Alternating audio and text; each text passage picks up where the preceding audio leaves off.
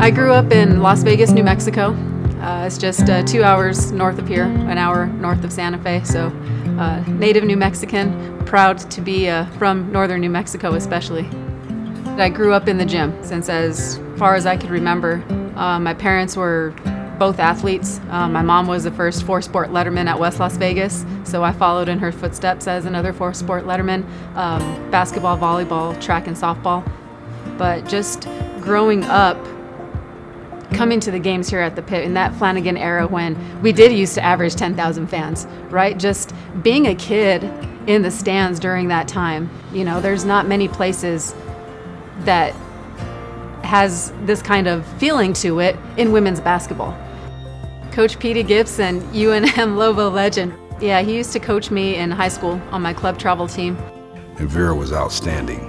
She was a shooter, and that's exactly what we needed. You needed somebody to knock those shots down. Slight build, lot of heart. Whenever the game was on the line, we could count on her. We'd run the play where she would get that shot. If you know Coach Gibson, he's not very tall or anything, but his athletic capabilities, yes, but more so his mindset, more than anything. And I think that's what I really took from him is it doesn't matter your size, it doesn't matter you know, what physical attributes you can bring, but as long as you've got that killer instinct mentality, you're gonna be okay. I usually don't like to go back and talk about all that kind of stuff, but yeah, I have the all-time scoring record at both West Las Vegas and Adams State. So yeah, it was a really neat journey and a really fun ride over there. I don't question God's plan at all. I think that I ended up where I needed to be, and it was one of those where it didn't really work out under Flanagan. If anything, I think it just adds to my story a little bit more. You know, the way that I was able to come full circle and to finally fulfill my dream, maybe not in the way that I wanted it to be as a player, but in God's plan and God's timing to be able to come now as a coach. And I think that's in some ways maybe even more special just to know and trust in his timing a little bit.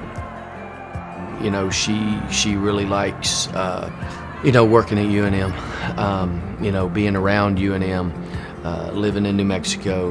You know, I think that's something that she probably wants to do for a long time.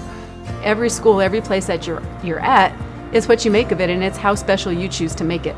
So in my mind, you know, like, yeah, you say I have pride about New Mexico and pride about UNM, you're absolutely right. These are my Lobos.